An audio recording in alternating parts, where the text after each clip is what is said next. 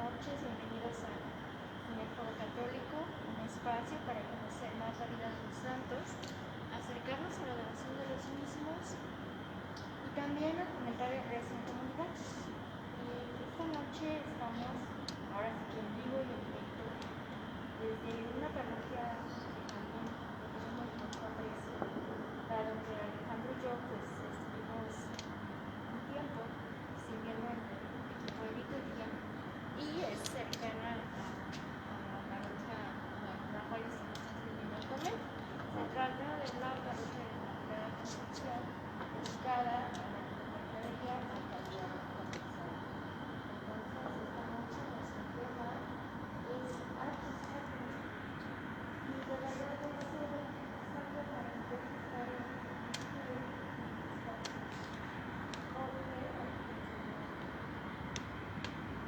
les voy a platicar un poco de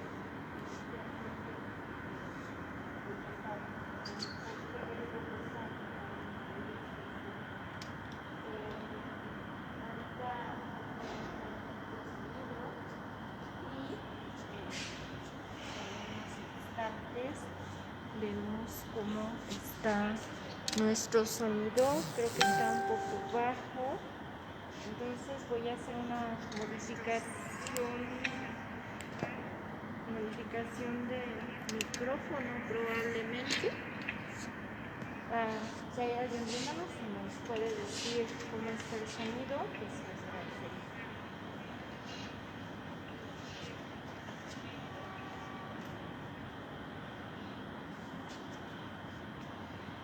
Bien, este espacio en donde nos encontramos anteriormente, pues primero era parte del estacionamiento de la nave principal de la parroquia. Sin embargo, después se fue habilitando para ofrecer misas, sobre todo los días domingo. Se empezó a habilitar para que los domingos, pues cuando hay mucha gente, pues tuvieran la oportunidad de tener un espacio un poco más amplio. Pero les vamos a comentar algo más. A raíz de la pandemia se tuvo que ver la necesidad de darle un mayor uso a este espacio, porque pues sabemos que aquí puede darse la oportunidad de pues guardar la sana distancia y todos los protocolos que ya sabemos, y sobre todo es un espacio al aire libre. Sin embargo, no estaba en las condiciones en las que lo estamos viendo ahorita en pantalla. Se encontraba de forma distinta, pero el padre, vamos a aclarar, esta parroquia está a cargo de los sacerdotes maristas. Entonces, se le hizo una adecuación y la cabeza de todo este cambio que hizo a este espacio, pues acaba de llegar. Y se trata del padre Pedro Alarcón, porque estaba platicándoles a la gente que nos sigue, que precisamente este espacio no estaba acondicionado como se encuentra en este momento, ¿verdad, padre? No, claro que no, es una novedad, y pues me da mucho gusto platicarles qué es lo que pasó aquí. Mi primera aproximación para hablar del tema es platicarles un poco sobre Bizancio. Bizancio tiene 1000 años de historia desde que se separó de la parte occidental del Imperio Romano. Y quisiera explicar cómo este antecedente sitúa en un contexto cultural muy importante la producción artística, de la cual tenemos aquí algunos ejemplos. Como ustedes saben, Roma se divide en dos partes. Constantino decide, por la influencia que tienen las invasiones de los germanos en la parte occidental de Roma, fundar Constantinopla como un lugar que está bastante a salvo de estas invasiones, y en el año 330 después de Cristo tenemos Constantinopla como sede del Imperio Romano. Bizancio fue el lugar, colonia griega, donde Constantino estableció esta capital. Fue la ciudad más importante en el siglo V, y la división con el Imperio Romano del lado occidental fue inevitable, pero esto aseguró que del lado oriental el Imperio Romano tuviera 1000 años de existencia, que fueron muy importantes para la síntesis del cristianismo y para la experiencia de integración del saber filosófico de las culturas helénicas y griegas, y el saber romano y el derecho romano con el cristianismo. La influencia de Bizancio es grandísima. En ella convivieron muchas religiones, pero el cristianismo predominó, y por eso, como síntesis, las otras religiones se desmoronaron, y esto hizo que hubiera una gran experiencia de unidad. El cristianismo ofrecía algo que fue insólito: la esperanza y la misericordia dedicadas por parte de Dios a los humildes, el carácter apostólico y los valores del perdón y de la mayor humildad, que hicieron que tuviera un rostro humano. Por eso el cristianismo predominó en este sentido en todo el imperio bizantino. Constantino, entonces, en el siglo IV, con todas las influencias de desintegración que sufría el imperio romano, se da cuenta que el cristianismo es la fuerza que puede darle unidad al imperio, y en 313, con el edicto de Milán, favorece esta decisión tan importante. Esto obedece a que tiene una visión teológica que va a ser expuesta en concilios importantes como el de Nicea, el de Calcedonia, el de Éfeso y los de Constantinopla. Aquí surgen las agrupaciones eremíticas que después originarían las órdenes monásticas, que sería una columna extraordinaria en la estructura social del imperio.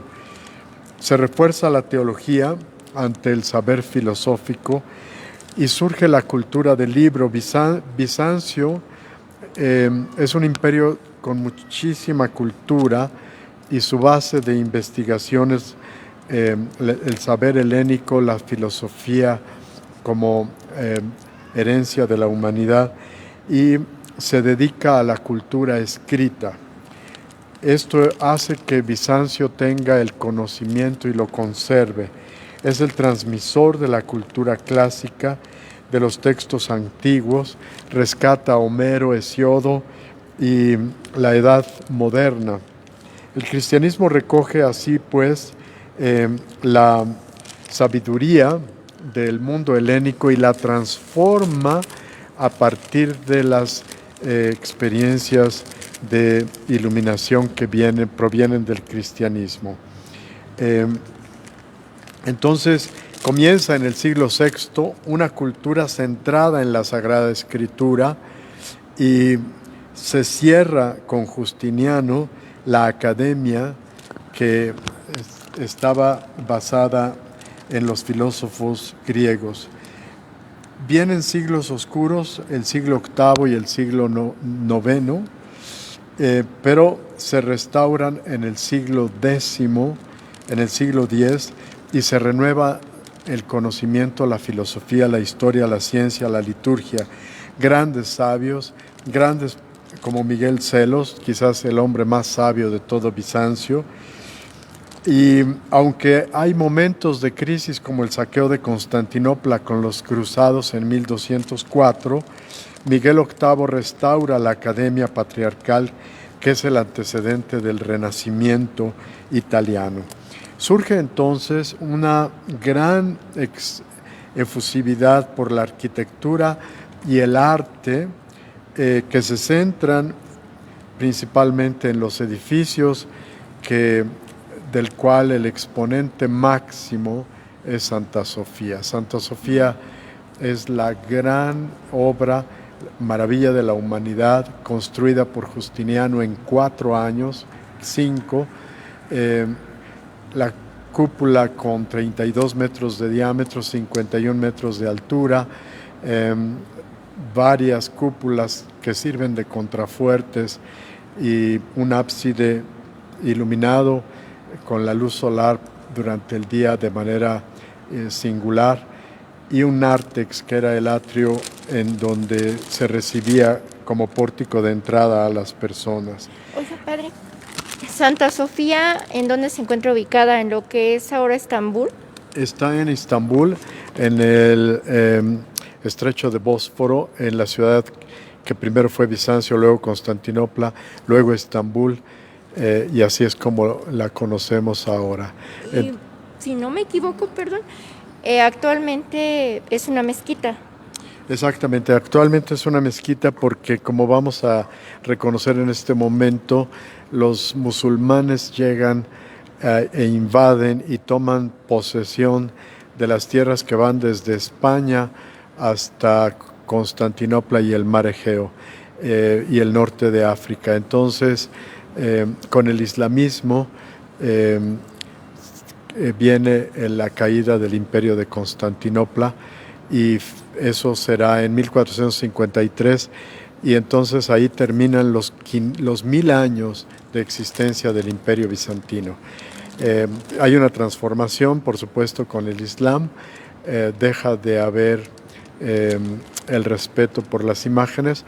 Las de Cristo, las de San Juan Bautista, las de la Virgen fueron preservadas, pero muchas otras pues cubiertas en algunas iglesias. Tenemos, sin embargo, en muchos casos que fueron recuperadas porque solamente fueron recubiertas y se pueden hoy en día admirar. Entonces, bueno, es un mundo colosal, es un lugar importantísimo para la sociedad porque fue fuente del conocimiento. El antecedente es el arte helenístico y el arte romano.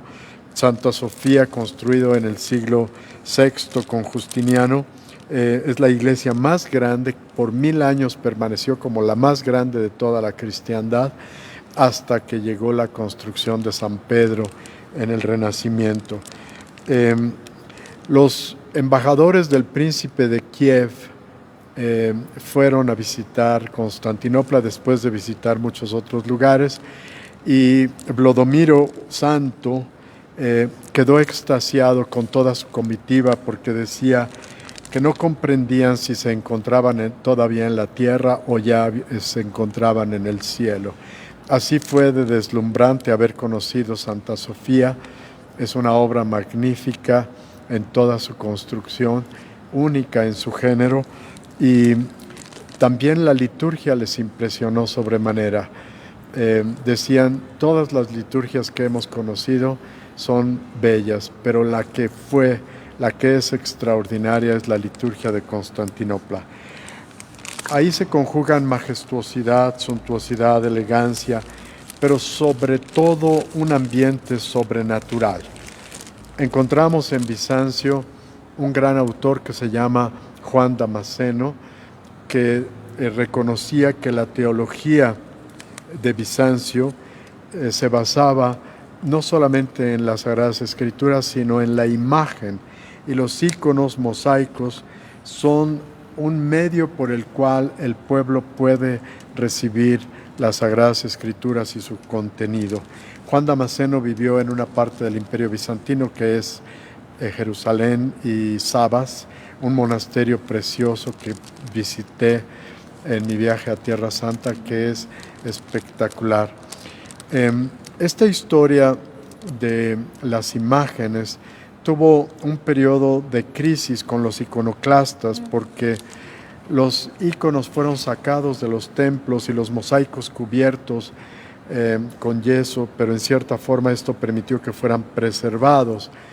Los iconoclastas destruyeron imágenes, eso significa iconoclasta, porque decían que había una tradición que venía desde el Antiguo Testamento que estaba contra las imágenes, y esto lo afirman también los musulmanes.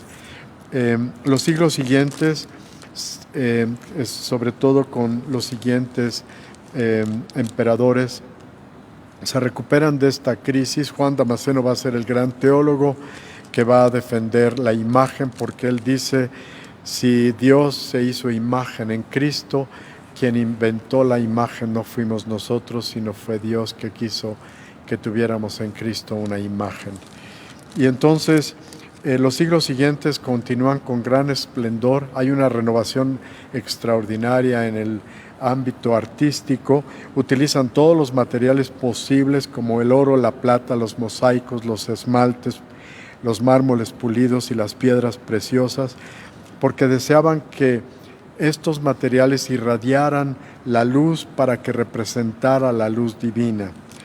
Y por eso en la preocupación del arte bizantino está crear un ambiente sobrenatural, el dorado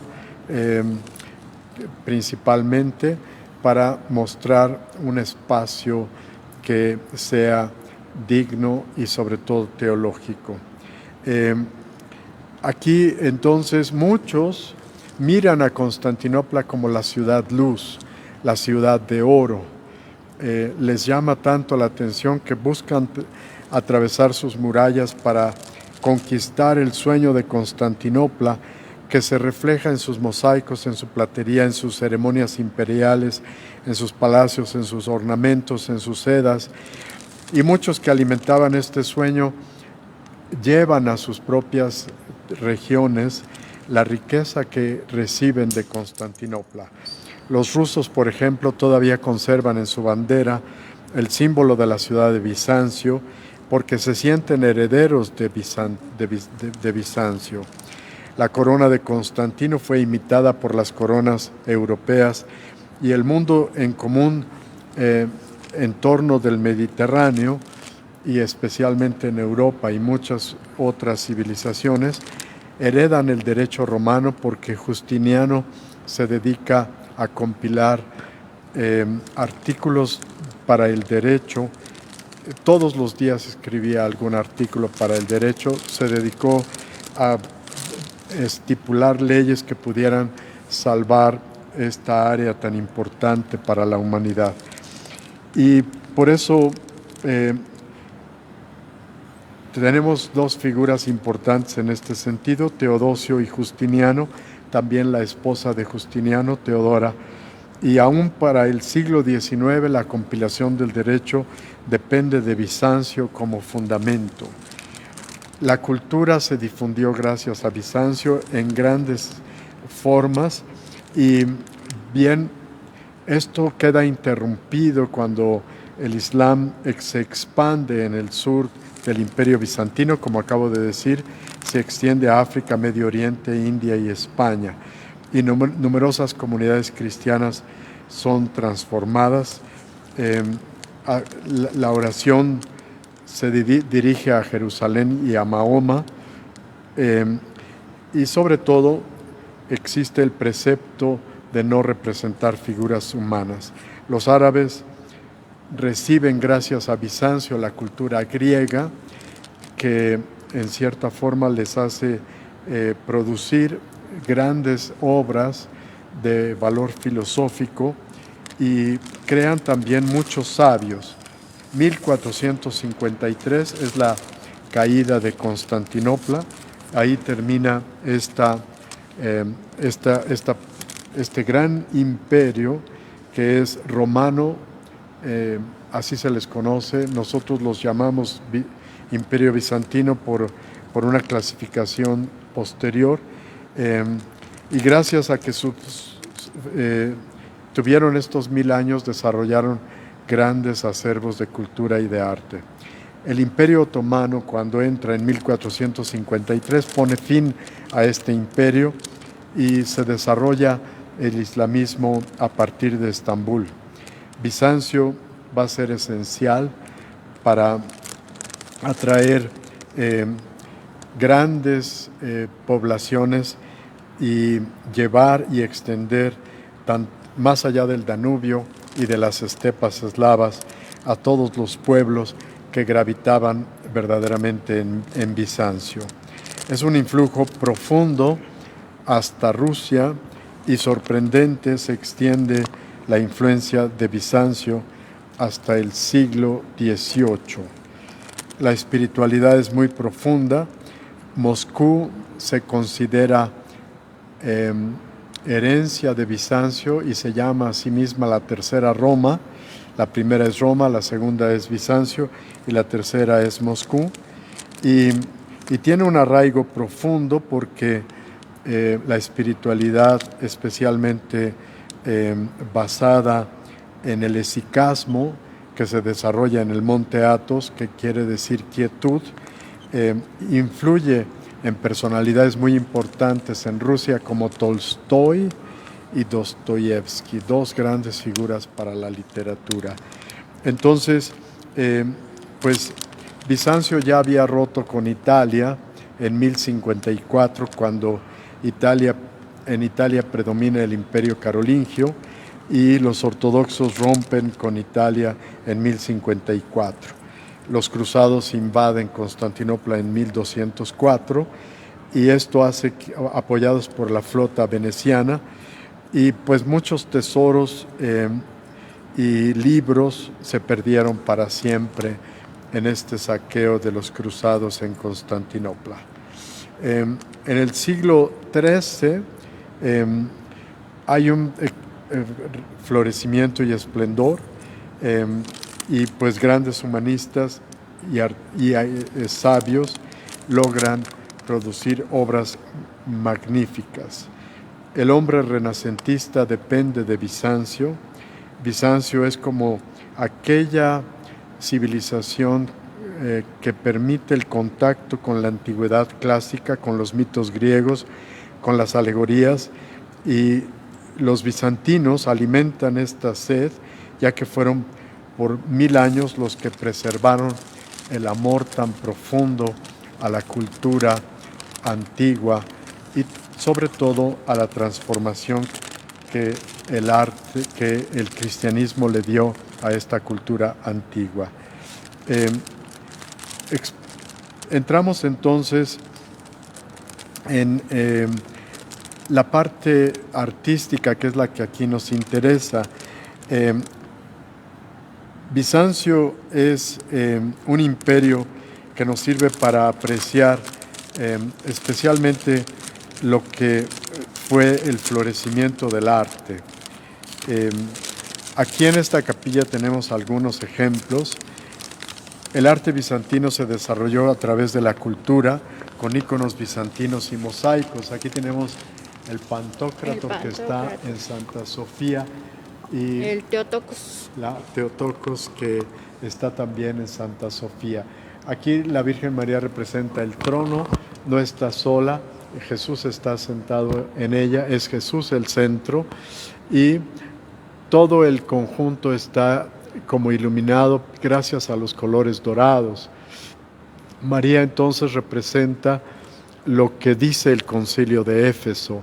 María es Madre de Dios porque Jesús tiene naturaleza humana, es Dios en naturaleza humana, y en su naturaleza humana es hijo de María, en su naturaleza divina es hijo del Padre, y en su naturaleza humana también hijo del Padre. Por eso ella es madre de aquel que es en su identidad personal Dios, consubstancial al Padre. Por lo tanto, madre de Dios, y le llamamos entonces la Teotocos. Esta figura representa cómo esta solución teológica fue tan importante en el Concilio de Éfeso, y la teología está a la base de la producción artística. Con el Pantocrátor vemos la imagen de un Cristo que rige y gobierna el universo. En el halo se ve la cruz, están disimuladas las heridas de la cruz. Porta el libro, que es el libro de la sabiduría de las Sagradas Escrituras, del cual él es la fuente, y las letras griegas, María, Madre de Dios, y Jesucristo. Tiene las dos naturalezas representadas con la túnica dorada que representa la divinidad y la capa que representa la humanidad en tono azul. El tono azul representa también su santidad. Nos mira representando con ello que gobierna y nos pregunta quiénes somos, y cómo respondemos, cómo es nuestra vida, qué cuentas podemos dar de nuestra existencia y qué respuesta podemos darle a su palabra. Entonces gobierna a través de la santidad y de la humildad y es el Señor de todo el universo. Entonces, los modelos artísticos que tenemos en Bizancio son principalmente representaciones religiosas, imágenes icónicas que representan la grandeza de la Iglesia y el ambiente místico y el poder de Dios. Tiene mensajes religiosos dentro de la ortodoxia, fundamentalmente para comunicar la gran autoridad divina que Jesús tiene para gobernar sobre nuestras vidas y ofrecernos la salvación. Había rígidas reglas para expresar a través de los íconos las verdades eternas. Primeramente, una relación espiritual entre el orden divino y el orden natural, y la importancia de la claridad del mensaje expresado a través de la belleza, renunciando a figuras que expresaran naturalismo. Se representan formas humanas reconocibles, pero estilizadas e idealizadas con carácter espiritual y atemporal. Son arquetípicas, alejadas de la realidad sensorial. El convencionalismo que representan es fundamentalmente figuras de frente con aspecto sagrado y distantes, pero en apariencia principalmente majestuosa. Son figuras que no se preocupan por el volumen o por la delimitación o por los contornos, alargadas para representar mucho más el carácter espiritual, cabezas a veces desproporcionadas de frente, con intensa expresión espiritual y composiciones sencillas que cuidan la simetría. La desproporción ayuda, de acuerdo a la figura, a mostrar la importancia del ícono o del mosaico. En este caso todos son mosaicos. Estos dos son de Santa Sofía y los otros restantes todos son de San Salvador en Chora, que es una de las iglesias hoy en día museo, que conservan cientos de representaciones bíblicas. Aquí tenemos muy pocas. Está Jesús caminando sobre las aguas y rescatando a Pedro con un pergamino en la mano. Aquí tiene la Biblia en la mano. El niño sobre la Virgen también tiene un pergamino en la mano. En el caso de la multiplicación de los panes, tenemos a Jesús con un pan, para simbolizar que la Escritura es un alimento, así como el pan aquí es un alimento. Y es una referencia a la Eucaristía. Tenemos las bodas de Caná y finalmente la expulsión en el templo. Perdón, no finalmente, me falta la curación de un enfermo hidrópico, un leproso, que dice: si quieres puedes curarme. Y los medallones son imágenes que están en la cúpula de San Salvador en Chora, la Virgen, también la Madre de Dios, la Teotocos, y el Cristo Pantocrátor en el centro de la cúpula principal en San Salvador en Chora. ¿En dónde se encuentra ubicada, padre? San Salvador en Chora está cerca de la playa, en un barrio que en aquel entonces era periferia de Bizancio. Hoy en día ya está muy cerca de Santa Sofía también. También en Estambul. En Estambul también. Y tenemos pues el mensaje trascendente, los colores son muy importantes, el dorado es la luz de Dios. Los mosaicos están hechos a base de vidrios, pero también tienen mármoles, piedras preciosas y también algunos metales. La idea es que sean expresiones que transmitan, reflejen la luz de tal manera que todo el espacio que se ve dentro refleje la luz divina o represente la luz divina. El blanco es vida nueva, el rojo es sacrificio o pasión de Cristo, el azul es santidad, el púrpura es poder imperial y el verde es mundo natural. En Rávena tenemos el verde como el color predominante. Todos los mosaicos de Rávena son preciosísimos. Rávena fue el último reducto de Constantinopla que quedó dentro del Imperio Romano Occidental en la península itálica, y allí todavía como no se ha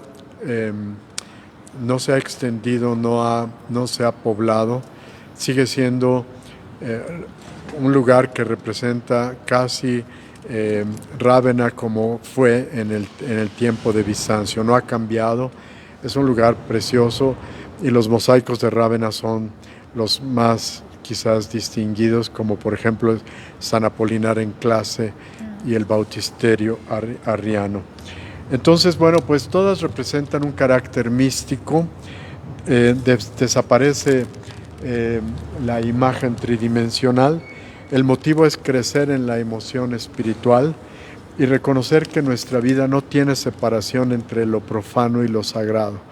Hay una gran unidad entre todos los elementos. Nuestra vida está bajo el gobierno de Dios. Todo el cosmos le pertenece. Ni siquiera el Estado o el poder del emperador están fuera del orden sobrenatural. Y no hay separación iglesia-estado porque en última instancia es a Dios a quien se sirve y la política tiene que estar al servicio de la voluntad de Dios. Entonces hay una presencia de lo divino en la tierra y una teofanía, y es una herencia profunda que Bizancio nos permite reconocer, porque en los mosaicos que están en las paredes, en las cúpulas, crean un ambiente místico y espiritual, empleando, como decíamos, téselas vidriadas de mármol o de metales. Se trata de reflejar el orden divino del universo y la presencia del Padre en Cristo, que a través de la Virgen ha tomado nuestra figura humana, y que también los santos y patriarcas forman parte de este orden sobrenatural. Los profetas en niveles inferiores y después el orden natural y el orden terreno. Bizancio es una gran experiencia múltiple que está lleno de tradición, principalmente teológica, síntesis a través del cristianismo de culturas milenarias antiguas, el mundo persa, el mundo hindú, el mundo helénico y el mundo prerromano y románico. Tenemos en esta capilla la oportunidad de admirarlas. Quisimos crear un ambiente sobrenatural. Eso le iba a decir, antes de que se me vaya. ¿Cuándo surge esa idea de precisamente colocar esas imágenes en este espacio? Bueno, surge cuando quisimos reconocer que este espacio para la parroquia de Clavería ha sido tradicionalmente un espacio donde se ha celebrado la Eucaristía desde 1975 en adelante. Y lo único noble que yo le veía al espacio era el presbiterio, que está muy bien construido, es sólido, tiene muy buena altura, permite la visibilidad del altar, el lugar del ambón, la cruz, la imagen de la Virgen María, y un espacio digno para la sede y para las celebraciones litúrgicas. Y en segundo lugar, lo único que tenía noble eran las bancas y ciertamente las personas. Entonces, pues gracias a la presencia de la asamblea se lograba que el ambiente, a pesar de ser pobre en su decoración, no tenía ningún elemento que permitiera reconocer la belleza de la liturgia. Surge entonces con la pandemia. La pandemia nos hizo pensar que teníamos un espacio privilegiado para las celebraciones y que muchas de nuestras celebraciones ya no serían en la iglesia. La iglesia quedó cerrada por muchos meses, no tuvimos ninguna celebración allí, porque desde el 28 de junio de 2020, cuando la ciudad permitió algunos espacios abiertos, siempre y cuando tuvieran la garantía de poder guardar las precauciones, entonces reconocimos que este era el lugar privilegiado para tener nuestras misas, y aquí fueron todas las misas entre semana, todas las misas en domingo, inclusive las de los horarios más temprano cuando hace frío. Y entonces surge la necesidad de pensar qué hacer, y pensaba en la Capilla Sixtina cuando en ese momento imaginaba cómo llenar este espacio tan grande, es enorme, aquellas láminas que cubren las paredes son muy poco atractivas, son tristes, y así se veía todo. Mañana van a quedar cubiertas porque ya van a poner las últimas dos lonas donde tenemos ese dorado. Hoy pusieron esas dos. ¿Y cuándo se le ocurre precisamente escoger el arte bizantino para acompañar el espacio, para darle esa espiritualidad? Pues cuando reconocí que los frescos, por ejemplo, de la Capilla Sixtina hubieran sido difíciles porque están hechos para un techo y es difícil trasladarlos a una pared lateral. Y en segundo lugar, reconocer que el mosaico es para grandes superficies. Está hecho para altura, para llenar paredes monumentales como la de Santa Sofía.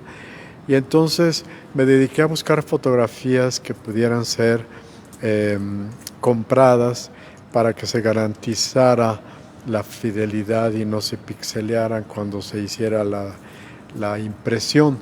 Entonces, todas son compradas en acervos profesionales europeos y uno mexicano, casi todos europeos, pero uno mexicano. Y entonces reconocí que podría ser frescos o podría ser mosaicos. Imágenes menores hubieran quedado tal vez menos adecuadas para llenar paredes tan grandes, superficies tan grandes. Esa altura mide 4.39 metros y de ancho mide 3.50. Entonces, pues es una superficie enorme. Y en ese momento surge esta problemática en Santa Sofía de ver que se cierra, era museo y se cierra como mezquita, y entonces el Papa pide que no se destruya nada. Y esa fue también una motivación, reconocer por una parte la calidad, por otra parte la teología, también que están centradas todas en escenas bíblicas y que tienen pues una gran belleza. No son, uno puede estar aquí celebrando y no son imágenes que distraigan, son imágenes que concentran, no dispersan. Quizás otra imagen, por ejemplo, algunas imágenes podrían ser tal vez darían menos oportunidad para darle una unidad a todas ellas y llenar con la mayor parte posible todo el espacio sin que entre ellas haya conflicto, sino que más bien haya armonía. Sí. Yo creo por eso fue la intención, ¿no? De poner el Pantocrátor y poner a Teotocos. Sí, este es del siglo X, este es del siglo XI y aquellas son del siglo XIII. Entonces hay un poquito de distancia cronológica entre ellas, pero aún así pertenecen al mismo movimiento, a la misma tradición artística y a las mismas técnicas.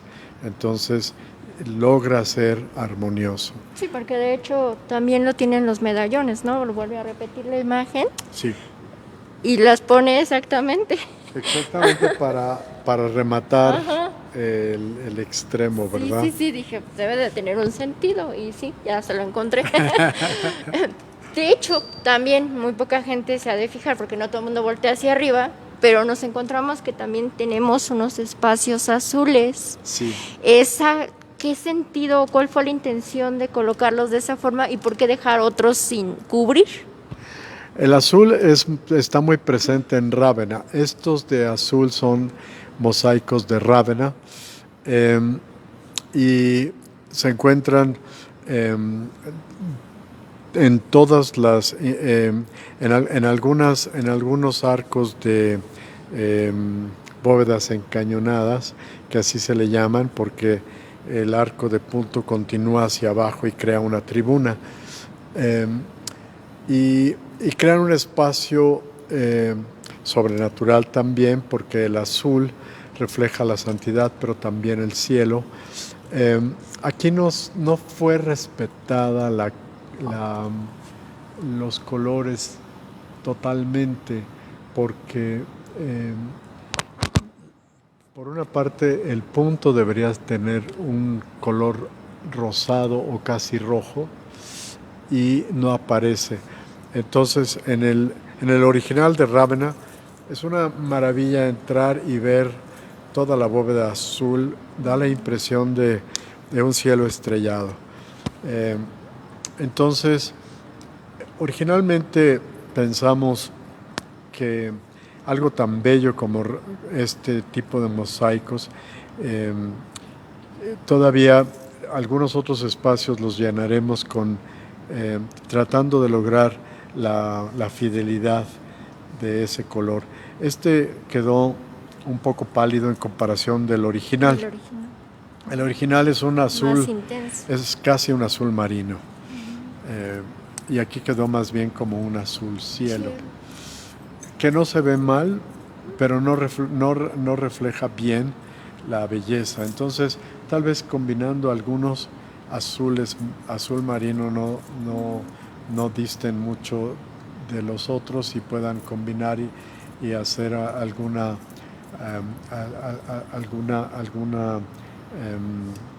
representación de cómo el techo puede representar esa bóveda que es finalmente el cielo, ¿verdad? Y en cuanto a la imagen central, tenemos que es el fuego del Espíritu Santo, si no me equivoco. Sí. Es también, ¿cómo surgió esa idea de colocarlo ahí, padre? Bueno, la capilla de Santa Sofía tiene el Cristo Pantocrátor como el central y muy cercano la Teotocos. Los dos están muy cerca.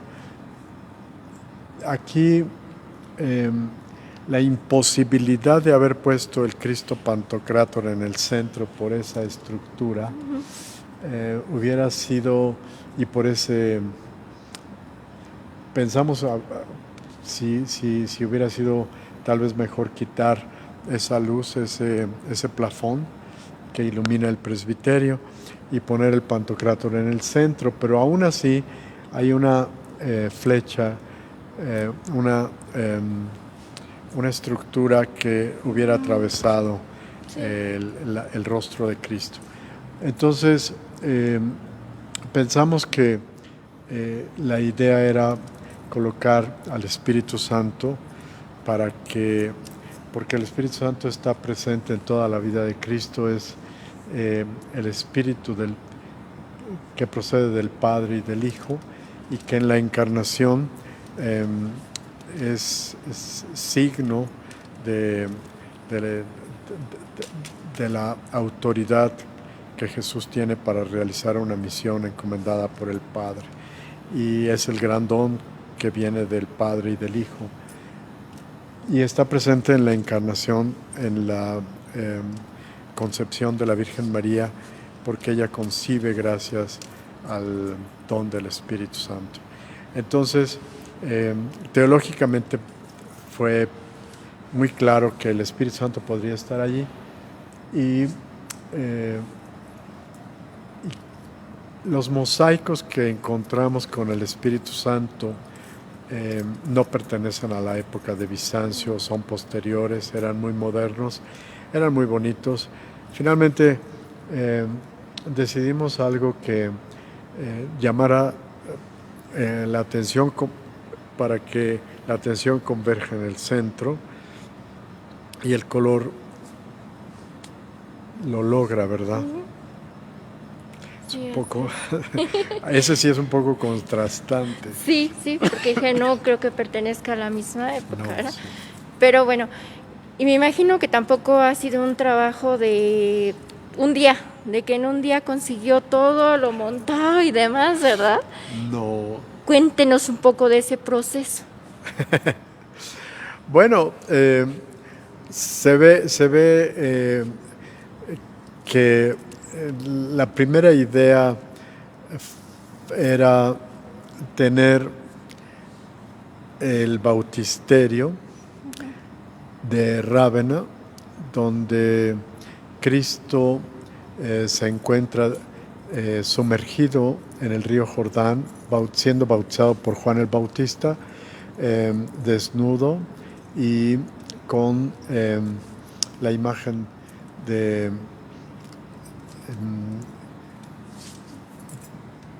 del bautismo como algo que reviste de santidad, de ambiente sobrenatural ese momento.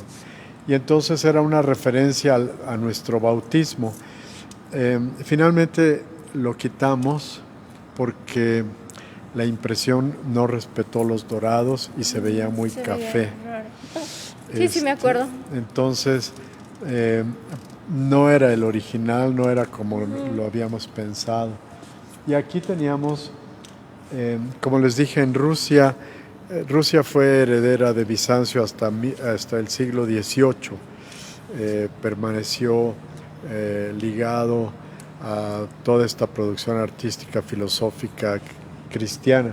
Y ahí teníamos la transfiguración de una iglesia de Novogorod, que era muy bella, pero era un mosaico, no era un mosaico, era un fresco. Entonces rompía un poco. Fueron momentos de búsqueda, las fotografías, algunas me enamoraban, fue muy difícil ir seleccionando, me enamoré de muchísimas. Definitivamente las de San Salvador en Chopra fueron pues ganando toda mi atención y mi predilección. Sin embargo, no se encuentran tan fáciles. Comprar una fotografía no significa que al lado tienes todas las de San Salvador en Chora, sino que más bien tienes que ir buscando, y fue trabajo de muchas semanas. Entonces, cuando descubrí algunas, la de las bodas de Caná me enamoró muchísimo.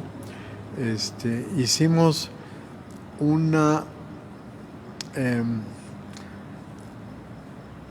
arbitrariamente un cambio, porque está en una pechina.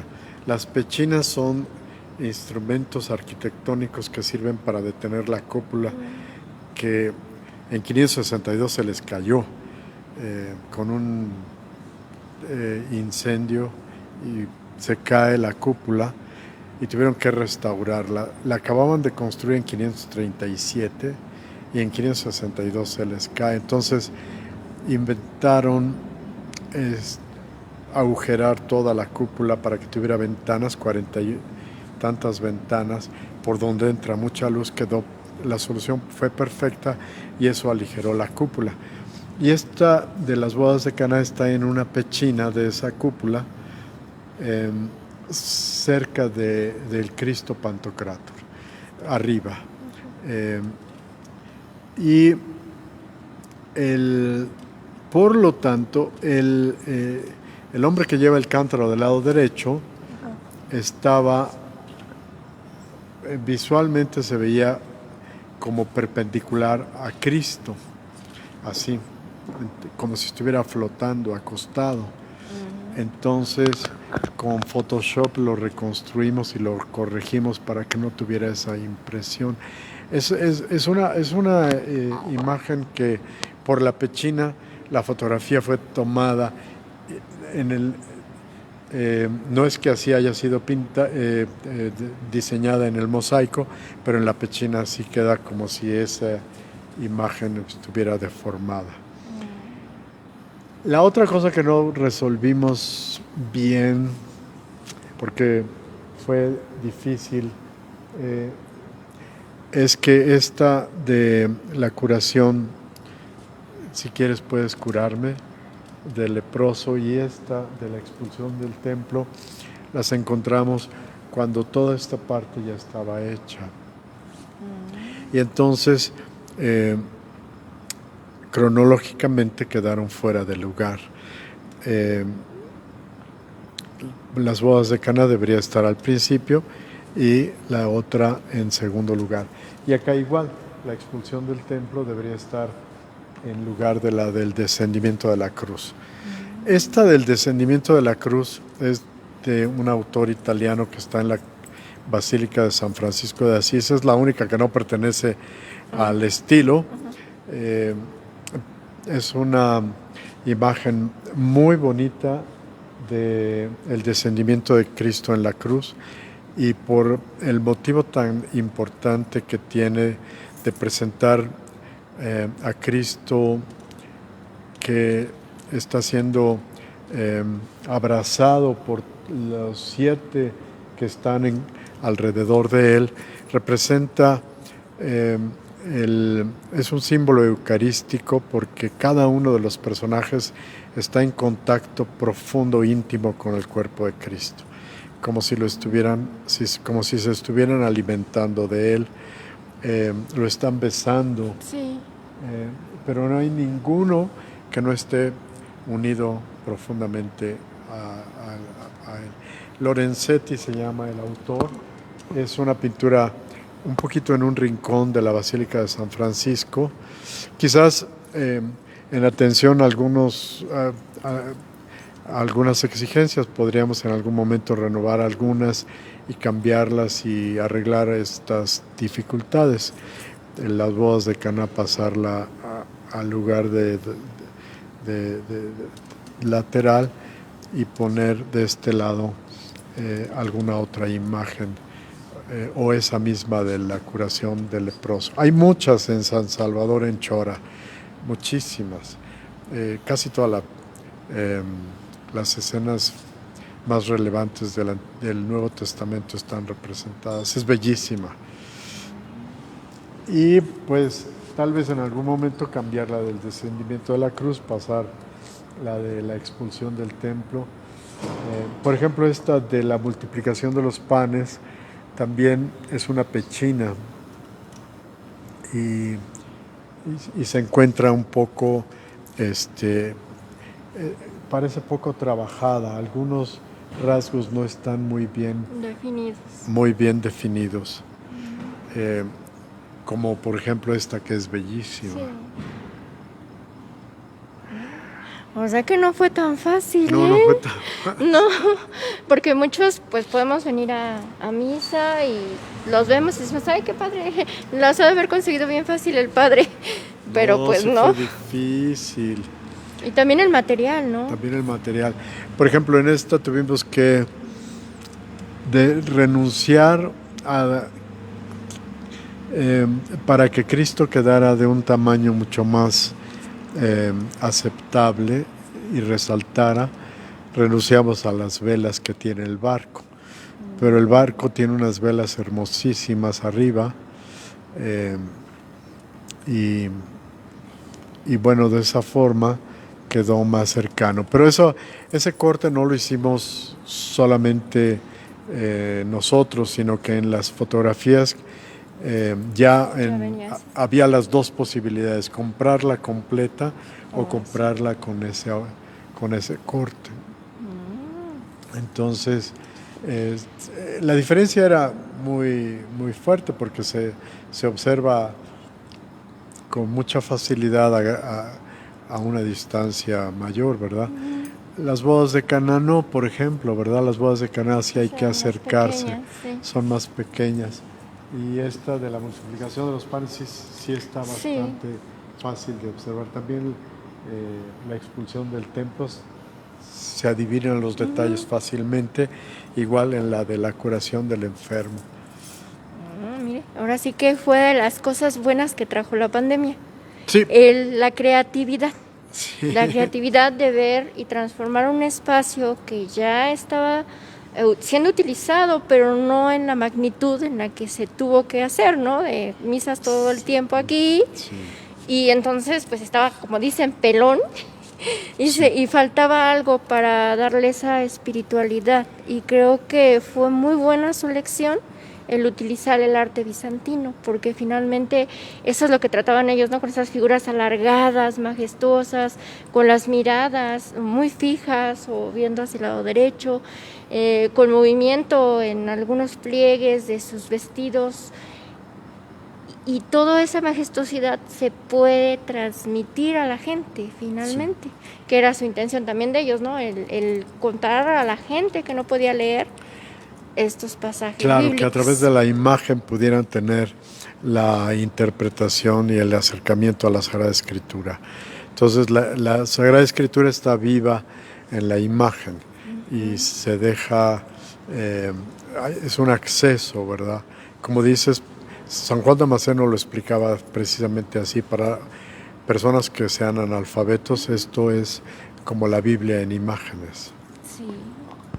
No, eso es impresionante. Y de hecho, a ver, corríjame si no, la mayoría de esta área de Estambul, que antes era Constantinopla, pues ahora digamos que es la mayor parte de estas iglesias donde están estos mosaicos, pertenecen ahorita a la iglesia ortodoxa.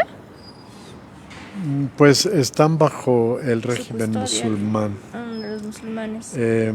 Algunos lugares sí tienen, muchos lugares del Imperio Bizantino tienen la influencia o la regencia de la Iglesia Ortodoxa, pero el Imperio Otomano, que fue expulsado de la península ibérica y de algunos lugares del norte de África, permaneció en lugares como Turquía.